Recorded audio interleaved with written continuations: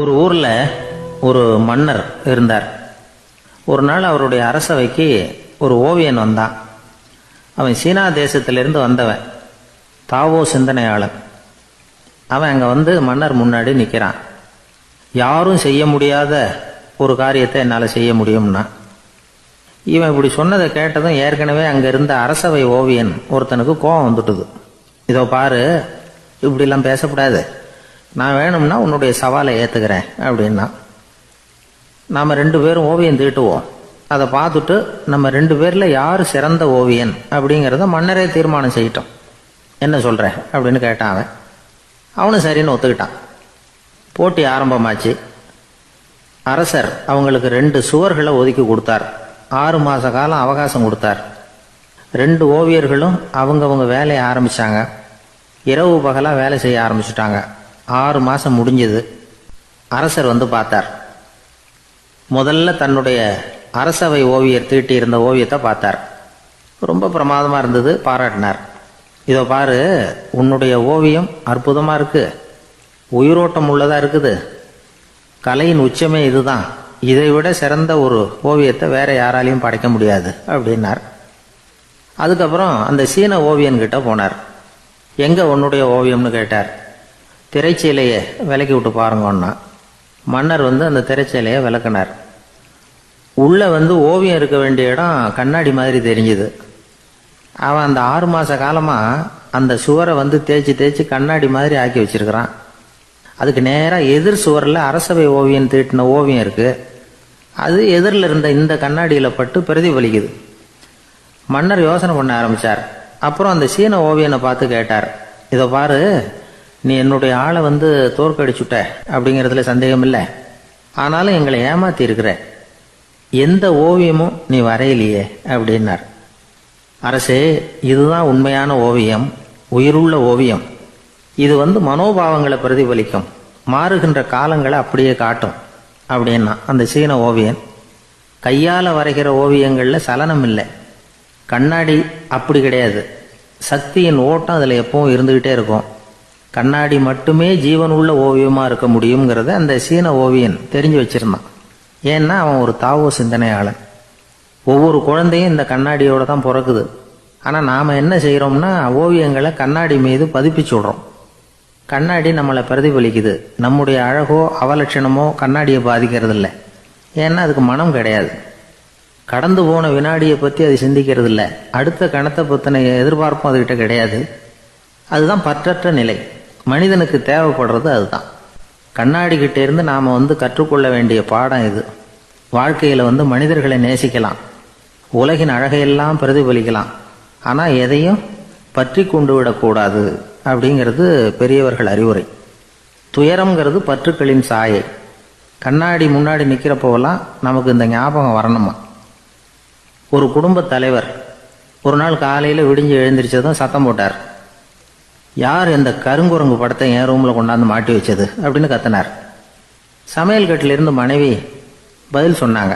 தூக்க கலக்கத்தில் உளராதிங்க, நல்லா பாருங்க, அது படம் கிடையாது, முகம் பார்க்குற கண்ணாடி அப்படின்னாங்க. அர்ஜுனன் கேட்ட கேள்விக்கெல்லாம் பகவான் கண்ணன் வந்து பதில் சொன்னார். அதுக்கு பேர் பகவத்கீதை. அதே மாதிரி உத்தவன் கேட்ட கேள்விக்கும் அவர் பதில் சொல்லியிருக்கிறார். அதுக்கு என்ன பேருனா உத்தவ கீதைன்னு பேர். அது சரி, உத்தவன்னா யார்? கண்ணனுக்கு சின்ன வயசுலேருந்தே தேர் ஓட்டிக்கிட்டு இருந்தவன் அவன் தான். குருஷேத்திர போர் முடிஞ்சது. அதர்மத்தை அழித்து தர்மத்தை நிலைநாட்டி தர்மனுக்கு முடிச்சு விட்டினார் கண்ணபிரான். அதுக்கப்புறம் துவாரகைக்கு திரும்பினார். தான் வந்த காரியம் முடிஞ்சது. அதனால் இளமையிலிருந்தே தனக்கு தேரோட்டியாக இருந்து வந்த உத்தவனை கூப்பிட்டார். இதை பாருப்பா, உனக்கு வேணுங்கிறத கேளுன்னார். அவன் தனக்குன்னு எதையும் கேட்குறதுக்கு ஆசைப்படலை. இருந்தாலும் கேள்வி கேட்குறதில்ல அவன் ரொம்ப கெட்டிக்காரன். அதனால் கேட்க ஆரம்பித்தான். பரந்தாமா, ராஜசூய யாகத்துக்கு தர்மனை கூப்பிட்டு தன்னுடைய அரண்மனையில் விருந்து வச்சான் துரியோதனை. அதுக்கப்புறம் சூதாட்டத்துக்கு கூப்பிட்டான். தர்மன் வந்து தோல்வி அடைகிற மாதிரி பண்ணிவிட்டான். நீங்கள் தான் முக்காலமும் உணர்ந்தவராச்சே, சூதாட்டத்தில் தர்மர் ஜெயிக்கிறது மாதிரி பண்ணியிருக்கக்கூடாதா? இந்த பகடக்காயை உருட்டுறப்போ நீங்கள் எதிர்பார்த்தது விழற மாதிரி பண்ணியிருக்கலாமே. சரி, அதுதான் இல்லை. வேடிக்கை பார்த்துக்கிட்டு இருந்த பீமன், அர்ஜுனன், நகுலன், சகாதேவன் இவங்களையும் பணையம் வச்சு ஆடுறப்போவாவது காப்பாற்றிருக்கலாம். அதையும் நீங்கள் செய்யலை. பாவம் அந்த அவலை பொண்ணு, ஒன்றும் புரியாத ஒன்றும் தெரியாத அந்த உன்னுடைய சகோதரி திரௌபதி, அந்த பொண்ணை வந்து துச்சாதனன் இழுத்துக்கிட்டு வந்து துகில் உரிகிற கட்டத்தில் காப்பாற்றினியே, இது நியாயமா, முறையா, அறமா? இதுதான் உத்தவன் கேட்ட கேள்வி. இதுக்கு பரந்தாமன் பதில் சொல்கிறார். அப்படி கேள் உத்தவா, தருமனை வந்து துரியோதனன் வந்து சூதாட அழைக்கும் பொழுது என்ன சொன்னான் தெரியுமா? நான் பணையம் வைக்கிறேன், எனக்கு பதிலாக என்னுடைய மாமன் சகுனி பகடக்காய்களை உருட்டுவான்னு சொன்னான். உடனே தருமன் எனக்கு பதிலாக என்னுடைய மைத்துனன் கண்ணன் வந்து பகடக்காய்களை உருட்டுவான்னு சொல்லியிருக்கலாமே, அப்படி சொல்லலை. என்ன செஞ்சான் தெரியுமா? துரியோதனன் கூட சூதாட்டத்துக்கு சம்மதிச்சிட்டோம், கடவுளே இது என்னுடைய மைத்துனன் கண்ணபிரானுக்கு தெரியக்கூடாது அப்படின்னு வேண்டிக்கிட்டான். இதனால் தருமன் வந்து எனக்கு வந்து மனசால் தடை போட்டுட்டான். அதனால் அரண்மனைக்கு வெளியிலேயே என்னை கூப்பிடுவாங்கன்னு நான் காத்துக்கிட்டு இருந்தேன். பீமன், அர்ஜுனன், நகுலன், சகாதேவன், திரௌபதி இவங்கள பணையை வச்சு ஆடுறப்போவாவது கூப்பிடுவாங்கன்னு பார்த்தேன். அப்பவும் அவங்க என்னை கூப்பிடல, நினைக்கல. திரௌபதியை வந்து துச்சாதனன் கூந்தலை பிடிச்சி இழுக்கிறான். அப்போ கூட அவள் தன்னுடைய உடல் பலத்தால் தடுக்கிறதுக்கு முயற்சி பண்ணாலே தவிர என்ன நினைக்கல. துரியோதனன் சபைக்கு இழுத்து செல்லப்பட்ட திரௌபதி அறநூல்களையும் அரச நீதிகளையும் சொல்லிக்கிட்டு இருந்தாலே தவிர என்ன நினச்சே பார்க்கல. துகில் உரிகிற கட்டத்தில் தான் ஹரி ஹரி கண்ணா பறந்தாமன்னு கூப்பிட்டா, அதனால தான் அப்போ போய் நான் காப்பாற்றினேன் அப்படின்னா பறந்தாமன். அப்படின்னா நீ அழைச்சாதான் போவியா, நீயா போக மாட்டியா அப்படின்னு கேட்குறான் உத்தவன். ஆமாம், நான் கூப்பிட்டா தான் போவேன். மனிதர்கள் செய்யக்கூடிய செயல்களையெல்லாம் அவங்கவுங்க போக்கிலேயே விட்டுட்டு வேடிக்கை பார்த்துக்கிட்டு இருப்பேன். நான் குறுக்கிட்டு வந்து ஒன்றுமே செய்ய மாட்டேன் அப்படின்னா பரந்தாமன். மனுஷன் தவறு பண்ணுனா திருத்த மாட்டியா, சும்மா பார்த்துக்கிட்டு தான் உட்காந்துருப்பியா அப்படின்னு கேட்குறான் உத்தவன். நான் மனுஷனுடைய உள்ளத்தில் இருக்கிறப்போ என் எதிரில் மனுஷன் தவறு பண்ண மாட்டான் அப்படின்னு ஆனால் கண்ணன். அதாவது யார் நினைக்கிறாங்களோ அவங்க உள்ளத்துலலாம் அவன் இருக்கிறான். அப்படி இருக்கிறப்போ தவறு செய்ய மனுஷன் அஞ்சுவான். இதுதான் உத்தவ கீதைங்கிறது. இந்த காலத்துலேயும் சில பேர் பகவான் மாதிரி அடுத்தவங்க கஷ்டப்படுறத வேடிக்கை பார்த்துக்கிட்டு இருக்கிறது உண்டு. அன்றைக்கி அப்படித்தான். நடுத்தெருவில் ஒரு திருடனை பிடிச்சி எல்லாரும் சேர்ந்து அடிச்சுக்கிட்டு இருக்கிறாங்க. ஒரு ஆள் மட்டும் தள்ளி நின்று அதை வேடிக்கை பார்த்துக்கிட்டு இருக்கான். பார்த்துக்கிட்டு சிரிச்சுக்கிட்டு இருக்கிறான். என்ன சார் இது, பாவம் அந்த ஆளை போட்டு அப்படி அடிக்கிறாங்களே அப்படின்னும். அடிக்கட்டும் சார், அவன் அடி வாங்க வேண்டிய ஆள் தான் அப்படின்னா அவன். ஏன் சார் அப்படி சொல்கிறீங்க அப்படின்னு கேட்டோம். பின்ன என்ன சார், நான் ஒருத்தர் பையில் இருந்த பர்ஸை எடுக்கிறதுக்கு முயற்சி பண்ணிக்கிட்டு இருந்தேன். அதுக்குள்ளே அவன் முந்திக்கிட்டு அப்வேஸ் பண்ணிவிட்டான். பர்ஸை அவன் எடுத்துட்டான்.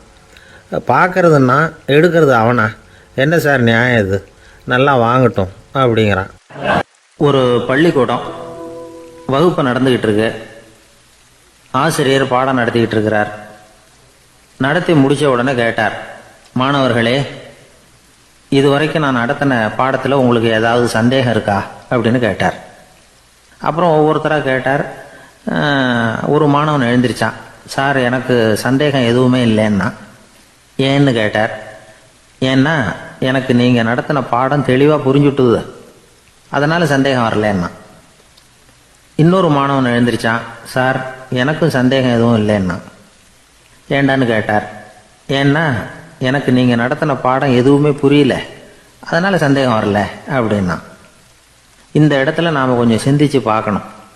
இந்த உலகத்தில் எல்லாம் புரிஞ்ச ஒருத்தனுக்கும் சந்தேகம் வராது, எதுவுமே புரியாத ஒருத்தனுக்கும் சந்தேகம் வராது. அறகுறையாக புரிஞ்சுக்கிட்டவன் இருக்கான் பாருங்க, அவனுக்கு தான் அடிக்கடி சந்தேகம் வரும்.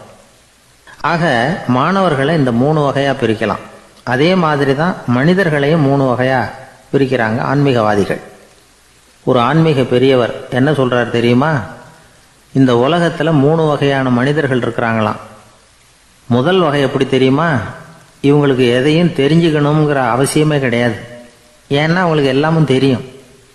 இவங்க ஞானத்தின் முழு வடிவாக இருக்கிற காரணத்தினால அவங்களுக்கு எந்த சந்தேகமும் இல்லை, எந்த கேள்விகளும் கிடையாது.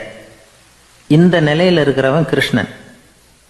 எல்லாத்துக்கும் விட தெரிஞ்சுக்கிட்ட நிலையில் அவன் விடையாக மாறிவிட்டான் அப்படின்னு சொல்லுவாங்க. 2வது நிலையில் இருக்கிறவன் அர்ஜுனன். இவனுக்கு எப்போ பார்த்தாலும் கேள்விதான், சந்தேகம்தான். பதில் சொல்ல சொல்ல அவனுக்கு இருக்கிற சந்தேகமும் அதிகமாகிக்கிட்டே இருக்கும், குறையவே குறையாது. அர்ஜுனன் மாதிரி உள்ளவங்க எப்பவும் கேள்வி கேட்டுக்கிட்டே இருப்பாங்க. ஒரு கேள்விக்கு விட கிடைச்சுட்டுன்னு வைங்க, உடனே இன்னொரு கேள்வி அவங்ககிட்ட இருந்து வரும். கிருஷ்ணனுடைய நிலை எப்படின்னா, அது கேள்விகளே அற்ற ஒரு நிலை. அர்ஜுனனுடைய நிலை எப்படின்னா அது கேள்விகளை தவிர வேறு எதுவும் மற்ற ஒரு நிலை. இவங்களை தவிர இன்னொரு ஆள் இருக்கிறான், அவனுக்கும் கேள்விகள் அற்ற ஒரு நிலை தான். அவன் யாருன்னா துரியோதனன். இவனுக்கு தெரிஞ்சுக்கணுங்கிற எண்ணமே சுத்தமாக கிடையாது. ஆவலே இல்லைங்கிறதுனால அதை புரிஞ்சுக்கணுங்கிற அவசியமும் இல்லை. அதனால் அவனுக்கு கேள்விகள் அற்ற ஒரு நிலையில் அவன் இருந்துக்கிட்டு இருக்கிறான். எல்லா பதிலும் தெரிந்து கொண்ட நிலையில் கிருஷ்ணனும் கேள்விகள் அற்ற நிலையில் இருக்கிறான். தெரிஞ்சுக்கணுங்கிற ஆவலே இல்லாத துரியோதனனும் கேள்விகள் அற்ற நிலையிலே இருக்கிறான். இப்படியும் இல்லாமல் அப்படியும் இல்லாமல் ரெண்டும் கெட்டான் நிலையில் இருக்கிறானே, அவன் தான் அர்ஜுனன். அதனால் பெரியவங்கள்லாம் என்ன சொல்கிறாங்கன்னா, இந்த உலகத்தில் அர்ஜுனன்களாக இருக்கிறவங்க ஒன்று துரியோதனனாக மாறிடணும், இல்லைன்னா கிருஷ்ணனாக மாறிடணும். இதை தவிர வேறு வாய்ப்பு இல்லை. துரியோதனன் மாதிரி உள்ளது விலங்கு நிலை, கிருஷ்ணன் மாதிரி உள்ளது தெய்வ நிலை. அர்ஜுனன் விலங்காவும் ஆக முடியல, தெய்வமாகவும் ஆக முடியல. இப்படி ரெண்டும் கெட்டானா இருக்கிற வரைக்கும் இந்த கேள்விகளும் பிரச்சனைகளும் இருந்துக்கிட்டே தான் இருக்கும். இதுதான் பெரியவர்கள் சொல்லுகிற அனுபவ உண்மை. ஒரு ஆசிரியர் ரொம்ப விரிவாக விளக்கமாக பாடம் நடத்தின பிறகு, மாணவர்களே ஏதாவது சந்தேகம் இருந்தால் கேளுங்கன்னாராம். ஒரு மாணவன் எழுந்திரிச்சான். சார், எனக்கு ஒரு சந்தேகம்னா. என்னன்னு கேட்டார். இது வரைக்கும் என்ன பாடம் சார் நடத்துனீங்க அப்படின்னா அந்த பையன். ஒரு வயசான அம்மா ஒரு நாள் ஃபோன் பண்ணாங்க. ஐயா, நான் இந்த தகவல் நிகழ்ச்சியை தினமும் கேட்குறேன், உங்ககிட்ட ஒரு கேள்வி கேட்கணும் அப்படின்னாங்க. என்னங்க அப்படின்னோம். எனக்கு சொந்தமாக ஒரு நல்ல வீடு இருக்குது, வேணுங்கிற அளவுக்கு பணமும் இருக்குது, கணவரும் ரொம்ப நல்லவர், ரிட்டையர் ஆகி வீட்டில் தான் இருக்கிறார், பிள்ளைங்கள்லாம் பெரிய பெரிய உத்தியோகத்தில் இருக்கிறாங்க, அதில் ஒருத்தன் ஐஏஎஸ், பணம்லாம் கூட நிறைய கொண்டாந்து கொடுக்குறாங்க. அப்படி இருந்தும் என் மனசில் நிம்மதி இல்லை, வாழ்க்கையில் ஒரு நிறைவு இல்லை அப்படின்னாங்க. ஏன்னு கேட்டோம். அதைத்தான் நான் உங்களை கேட்குறேன், ஏன் அப்படி அப்படின்னு திருப்பி கேட்குறாங்க. எங்களுக்கு ஒன்றும் புரியல, கொஞ்சம் நேரம் குழம்பி போயிட்டோம். இருந்தாலும் அதை அவங்கக்கிட்ட காட்டிக்காமல் கொஞ்சம் சாமர்த்தியமாக, ஏம்மா உங்கள் மனசில் நீங்கள் ஏதோ ஒன்று எதிர்பார்க்குறீங்க, அது நிறைவேறலை அப்படி தானே அப்படின்னு கேட்டோம். ஆமாம் அப்படின்னாங்க. அதுக்கப்புறம் அவங்கக்கிட்ட கொஞ்சம் மனம் விட்டு பேசுகிறப்போ தானாக விஷயம் வெளியில் வந்தது. அதாவது அவங்க பிள்ளைங்க பெரிய பெரிய உத்தியோகத்தில் இருக்கிறதுனால அவசரமாக பார்த்துட்டு ஓடுறாங்களாம். ஆசையாக அம்மான்னு கூப்பிட்டுக்கிட்டு கிட்ட உட்காந்து கொஞ்சம் நேரமாவது என்கிட்ட பேசினா தானே என் மனசு கொஞ்சம் நிம்மதியாக இருக்கும். அது அவங்களுக்கு தெரிய மாட்டேங்குதே அப்படிங்கிறாங்க. இதுதான் அவங்களுடைய ஏக்கம். இந்த ஏக்கம் அந்த தாயின் மனசில் இருந்துக்கிட்டு இருக்குது. இப்படி மகனுடைய அன்புக்காக மட்டுமே ஏங்குகிற தாய்மார்கள் பல பேர் இருக்கிறாங்க இந்த உலகத்தில். இதை நினைக்கிறப்போ ஒரு வெளிநாட்டு நாடோடி கதை ஞாபகத்தில் வருது. அதாவது கடவுள் படைப்பு தொழிலில் ரொம்ப மும்முரமாக ஈடுபட்டுக்கிட்டு இருந்தாராம். மீன்களை படைச்சாராம், பறவைகளை படைச்சாராம், விலங்குகளை படைச்சாராம். அவருக்கு திருப்தி ஏற்படலை. அதுக்கப்புறம் மனிதர்களை படைச்சிருக்கிறார். அப்போவும் அவருக்கு மன நிறைவு ஏற்படலையாம். கடைசியாக தன்னுடைய சக்தி முழுசையும் பயன்படுத்தி குறையே இல்லாத அளவுக்கு ஒரு படைப்பை உருவாக்கினாராம். அந்த உன்னதமான ஒரு படைப்பு அதுதான் பெண், அதாவது தாய். இப்படி உருவாக்கி எல்லாரையும் இந்த உலகத்தில் விட்டுவிட்டாராம். அதுக்கப்புறம் கொஞ்ச காலம் கழித்து தன்னுடைய தேவியை அழைச்சிக்கிட்டு இந்த பூலோகத்துக்கு வந்திருக்கிறார். தன்னுடைய குறையில்லாத படைப்பாகிய பெண்ணை பார்த்தாராம். ஏம்மா, உனக்கு இன்னும் ஏதாவது குறை இருந்தால் சொல்லு, அதையும் நிவர்த்தி பண்ணி விடுறேன் அப்படின்னாராம். அந்த அம்மா பார்த்துருக்காங்க. சுவாமி, எனக்கு நீங்கள் கொடுத்துருக்கிறது 2 கை, என்னுடைய பிள்ளைகளுக்கு சேவை செய்கிறதுக்கு இந்த 2 கை பத்தலை, அதனால் இன்னும் ஒரு 2 கை கொடுத்தா தேவலை அப்படின்னாங்களாம். கடவுள் பார்த்தார். அதனால் என்ன, அப்படியே செஞ்சு விடலாம், இதோ அதுக்கான வரம் கொடுத்துட்டேன் அப்படின்னார். அந்த அம்மாவுக்கு இப்போ 4 கை ஆகிட்டுது. 4 கையாலேயும் குழந்தைகளுக்கு சேவை செய்ய ஆரம்பிச்சுட்டாங்க. கடவுள் திருப்தியாக திரும்பி போனார். அதுக்கப்புறம் கொஞ்சம் காலம் கழித்து மறுபடியும் திரும்பி வந்தார் தேவியோட. பெண்ணை பார்த்தார். இப்போ என்னம்மா சந்தோஷந்தானே அப்படின்னாராம். அதுக்கு அந்த அம்மா, சந்தோஷந்தான், இருந்தாலும் இப்போ எனக்கு இருக்கிற 2 காலும் போதில்லை, இன்னும் ஒரு 2 கால் இருந்தால் தேவையில்லை, நிறைய ஓடி ஆடி பிள்ளைகளுக்காக வேலை செய்ய வேண்டியிருக்குது அப்படின்னாங்களாம். சரின்னு சொல்லி 4 கால் இருக்கிறது மாதிரி செஞ்சுட்டு போயிட்டார் கடவுள். மறுபடியும் கொஞ்ச நாள் கழித்து தேவி சொன்னாங்க கடவுள்கிட்ட, நீங்கள் என்ன தான் முயற்சி பண்ணினாலும் முழுமையான ஒரு படைப்பை உங்களால் உருவாக்க முடியாது, அப்படி தான் நான் நினைக்கிறேன் அப்படின்னாங்களாம். அப்படியா சொல்கிறேன், வா அந்த பொண்ணை பார்த்துட்டு வருவோம் அப்படின்னு புறப்பட்டு இங்கே வந்தாங்களாம்.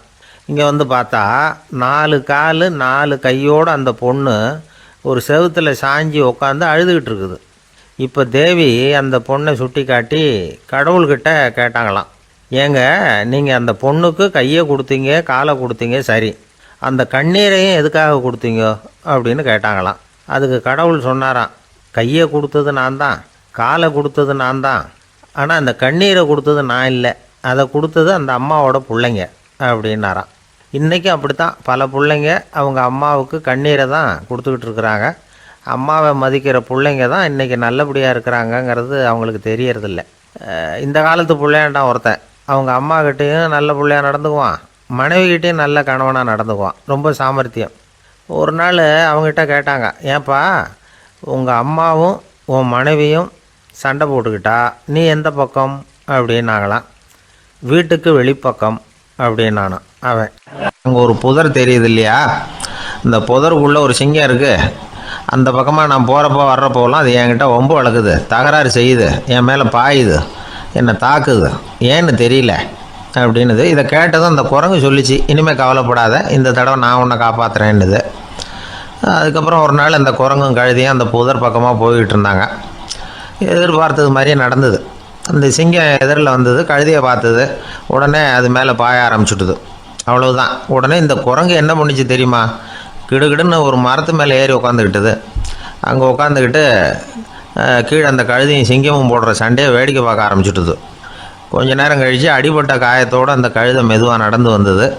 குரங்கு மெல்ல மரத்தை விட்டு கீழே இறங்குச்சு. இப்போ கழுதை கேட்டுது, என்னை காப்பாற்றுறேன்னு சொல்லிவிட்டு காலை வாரி விட்டுட்டியே, நீ பாட்டுக்கு மரத்து மேலே ஏறி உட்காந்துக்கிட்டே, அது நியாயமானது. குரங்கு பரிதாபமாக அதை பார்த்துது. நான் மரத்து மேலே இருந்து நீங்கள் 2 பேரும் சண்டை போட்டதை பார்த்துக்கிட்டு தான் இருந்தேன், உன்னோட சத்தம் தான் அதிகமாக இருந்தது, அது நீ சிரிக்கிற மாதிரி எனக்கு கேட்டுது, அதனால் நீ தான் ஜெயிச்சுக்கிட்டு இருக்க போல இருக்கு அப்படின்னு நினச்சிவிட்டேன்னது. இன்றைக்கி பல பேர் இப்படி தான் இருக்கிறாங்களாம்.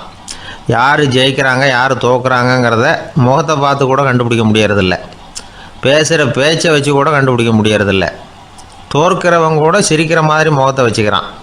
இன்றைய மனிதர்கள்கிட்ட ஏகப்பட்ட முரண்பாடுகள். பொய் முகங்களோட உலவுகிறவர்கள் தான் அதிகம். உண்மை முகம் எங்கே இருக்குது அப்படிங்கிறத புரிஞ்சுக்கிட்டு நண்பர்களை தேர்ந்தெடுக்கணும் அப்படிங்கிறது ஒரு முக்கியமான கருத்து. கடவுள் இந்த உலகத்தை படைச்சுவிட்டு அதுக்கப்புறமும் கொஞ்ச நாள் இங்கேயே தங்கியிருந்தாராம். அப்போ தான் அவருக்கு ஒரு உண்மை புரிஞ்சுதான், இந்த உலகத்தில் தங்கி இருக்கிறது எவ்வளவு இடைஞ்சல்னு. தினமும் மனிதர்கள் தேடி வந்து ஏதாவது புகார் சொல்லிக்கிட்டே இருந்தாங்களாம், எனக்கு அது வேணும் இது வேணும்னு கேட்டுக்கிட்டே இருந்தாங்களாம். சில பேர் வந்தாங்க, நாங்கள் வந்து விவசாயம் பண்ணுறோம், தண்ணி இல்லாமல் பயிர் காயுது, எங்களுக்கு மழை வேணும் அப்படின்னாங்க. அவங்க போனதும் அதுக்கப்புறம் சில பேர் வந்தாங்க, நாங்கள் வந்து மண்பானை செய்கிறவங்க நிறைய பானை செஞ்சு வச்சுருக்குறோம், மழை பெஞ்சால் எல்லாம் கரைஞ்சி வீணாக போயிடும், அதனால் இன்றைக்கி மழை பெய்யக்கூடாதுன்னாங்க. கடவுள் பார்த்தார், அவருக்கு என்ன பண்ணுறதுன்னே தெரியல, ஏகப்பட்ட குழப்பம், தலையை பிச்சுக்கலாம் போல் இருந்தது, கிட்டத்தட்ட பைத்தியம் பிடிக்கிற அளவுக்கு ஆகிட்டுது. எல்லாருடைய ஆசைகளையும் அவரால் நிறைவேற்ற முடியல, ஏன்னா ஒன்றுக்கு ஒன்று முரண்பாடாக இருந்தது. ஒரு நாள் தன்னுடைய அமைச்சரவையை கூட்டி ஆலோசனை கேட்டார், என்ன செய்யலான்னு சொல்லுங்கன்னார். இது என்ன பிரமாதம், பேசாமல் இமயமலை அடிவாரத்தில் போய் உட்காந்துங்க, யாரும் தொந்தரவு பண்ண மாட்டாங்கன்னாங்க. அங்கேயும் மனிதர்கள் வர ஆரம்பிச்சுருவாங்களேன்னார் கடவுள். சரி அப்படின்னா சந்திரனில் போயிருந்துக்கலாமேன்னாங்க. அங்கேயும் மனுஷன் குடி வர போகிறான் அப்படின்னார் கடவுள். வெகு தூரத்துக்கு அப்பால் உள்ள நட்சத்திர மண்டலத்துக்கு போயிடலான்னாங்க.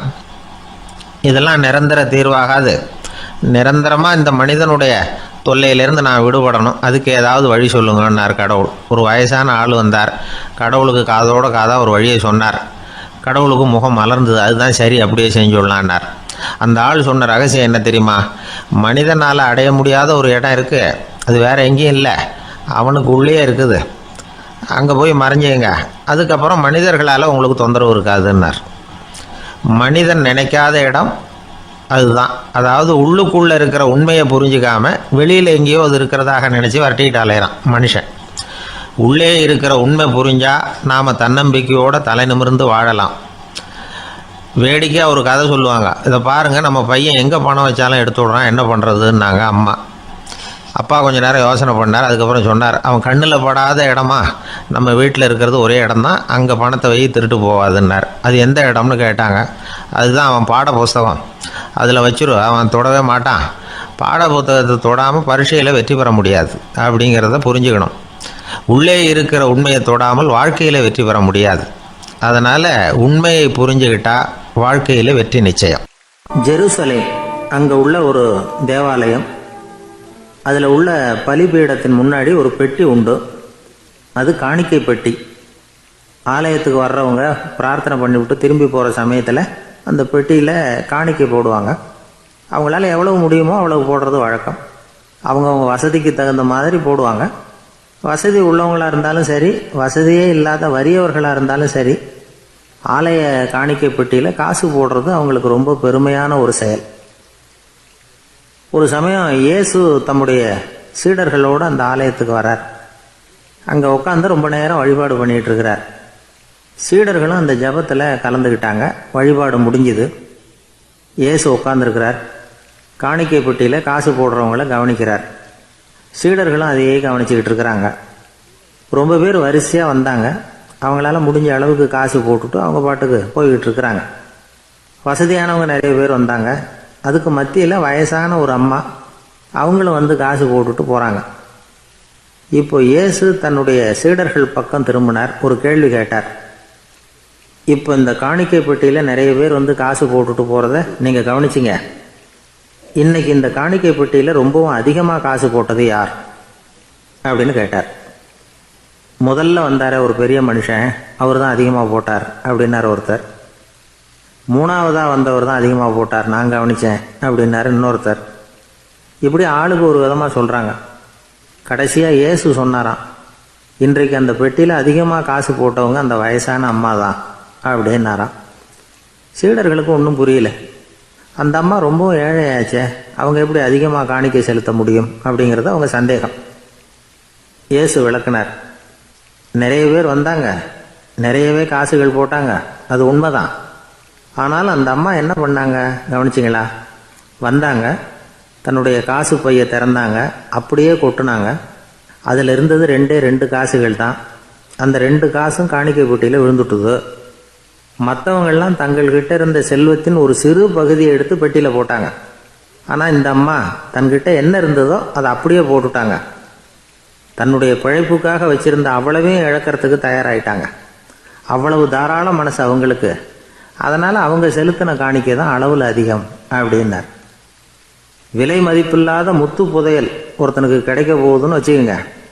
அதன் மதிப்பை உணர்ந்தவன் என்ன பண்ணுவான்? அதை அடையிறதுக்காக தன்கிட்ட இருக்கிற எதையும் கொடுக்கறதுக்கு தயாராக இருப்பான் இல்லையா? அது மாதிரி தான் இதுவும் அப்படின்னார்.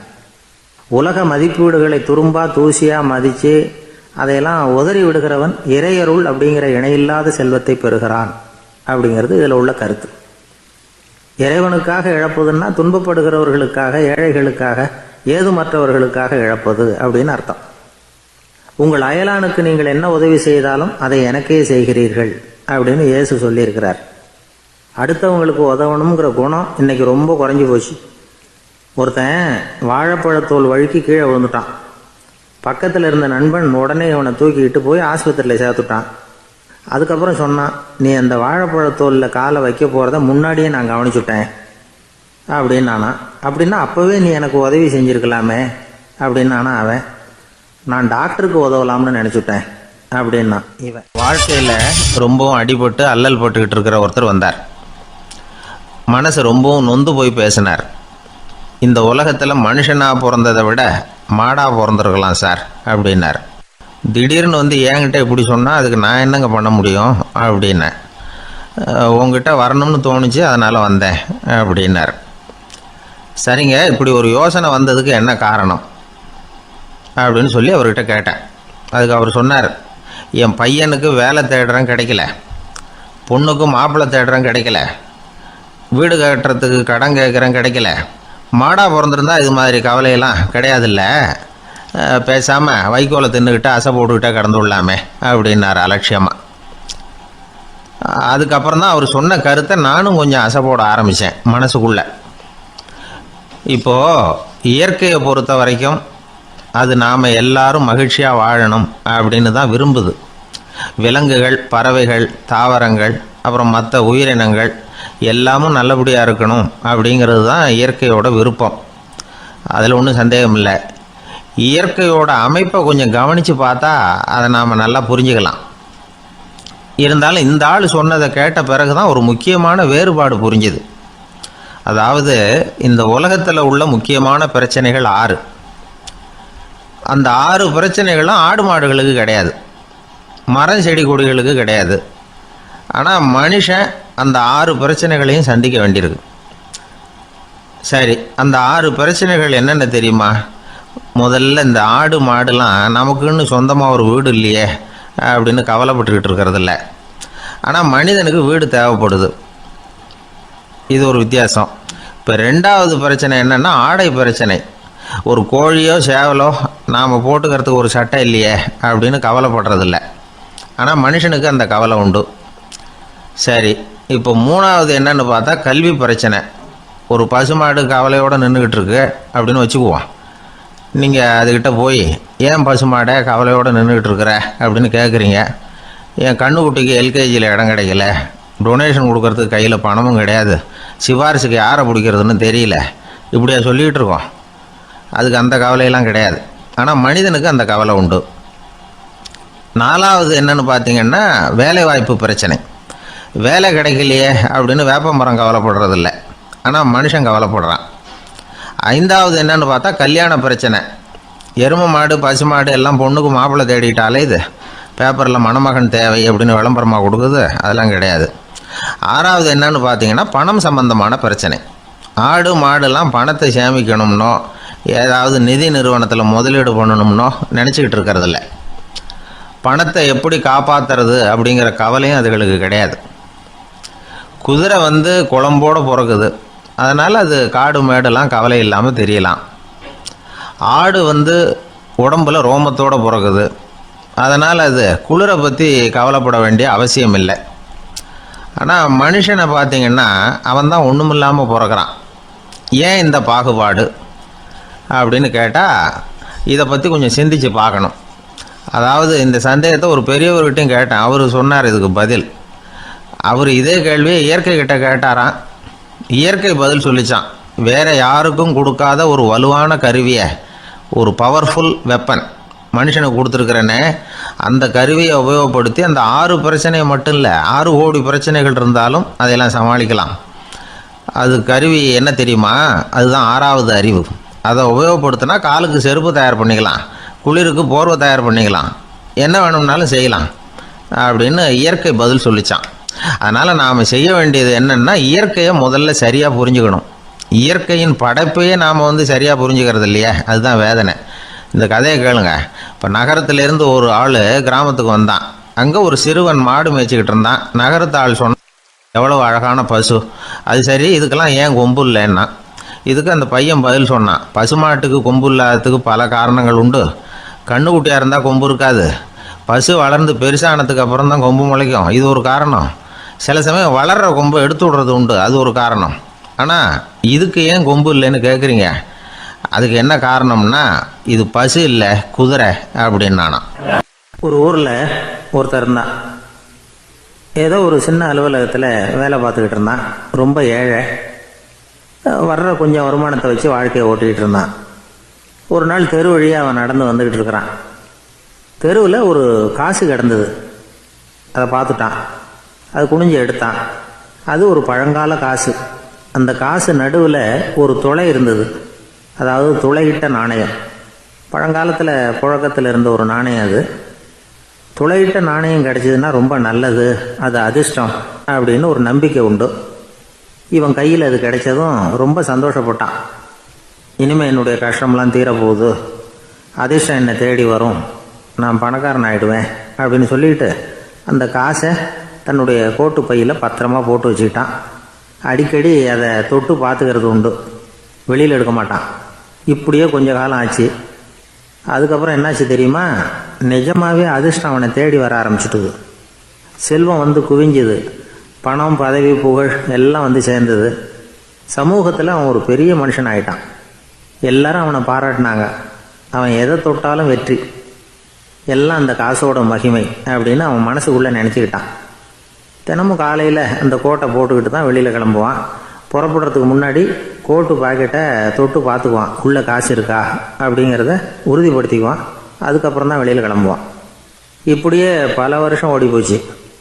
ஒரு நாள் அவனுக்கு அந்த ஆசை வந்துட்டுது. அதாவது அந்த துளையிட்ட நாணயத்தை எடுத்து கண்ணால் பார்க்கணும் அப்படின்னு. காலையில் சாப்பிட்டுக்கிட்டு இருந்தான். அப்போ தன்னுடைய மனைவி கிட்ட சொன்னான், ரொம்ப நாளைக்கு அப்புறம் என்னுடைய அந்த நாணயத்தை இன்னைக்கு வெளியில் எடுத்து பார்க்க போகிறேன்னா. என்னத்துக்கு அது, இப்போ அதை பார்க்க வேணாமே அப்படின்னு மெதுவாக இழுத்தாங்க அந்த அம்மா. இல்லை இல்லை, நான் பார்த்தே தீரணும் அப்படின்னு அவன் தன்னுடைய சட்டை பைக்குள்ளே கையை விட்டான். உள்ளே இருந்த நாணயத்தை வெளியில் எடுத்தான். பார்த்தா அவனுக்கு ஆச்சரியமாக போச்சு. அந்த நாணயத்தில் தொலையே இல்லை. என்ன ஆச்சு அப்படின்னு சொல்லி அவன் ரொம்ப குழம்பி போயிட்டான்.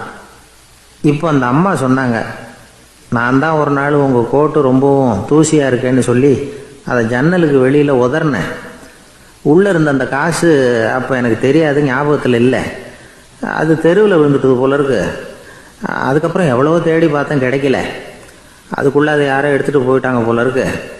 அது இல்லைங்கிறது உங்களுக்கு தெரிஞ்சால் வருத்தமாக இருக்குமேங்கிறதுக்காக நான் தான் வேற ஒரு நாணயத்தை எடுத்து சட்டை பைக்குள்ளே வச்சுட்டேன் அப்படின்னு விவரத்தை சொன்னாங்க அந்த அம்மா.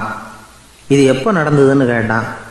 உங்களுக்கு அந்த காசு கிடைச்சதே அன்னைக்கு மறுநாளே இது நடந்து போச்சு அப்படின்னாங்களாம். இதை கொஞ்சம் யோசனை பண்ணி பாருங்க. அவனுக்கு அதிர்ஷ்டத்தை கொடுத்தது அந்த நாணயம் இல்லை, அவனுடைய நம்பிக்கை, அதாவது தன்னம்பிக்கை. அதுதான் வேலை செஞ்சிருக்கு. இதிலிருந்து நாம் தெரிஞ்சுக்க வேண்டியது என்னன்னா, வாழ்க்கையில் முன்னேற நினைக்கிறவங்களுக்கு தன்னம்பிக்கை ரொம்ப முக்கியம். அது இல்லைன்னா முன்னேற முடியாது. ஒருத்தன் சொன்னானா, நான் எப்போவுமே என்ன தான் சார் நம்புவேன், மற்றவங்கள நம்ப மாட்டேன். நேற்றுக்கு பாருங்க, திடீர்னு 10 பேர் என்னை அடிக்க வந்துட்டாங்க, நான் ஒருத்தனாவே அதை சமாளித்தேன் அப்படின்றான் ரொம்ப பெருமையாக. அது எப்படின்னு கேட்டாங்களாம். ஒரே ஓட்டமாக அங்கேருந்து ஓடி வந்துட்டேன் அப்படின்னு நானா.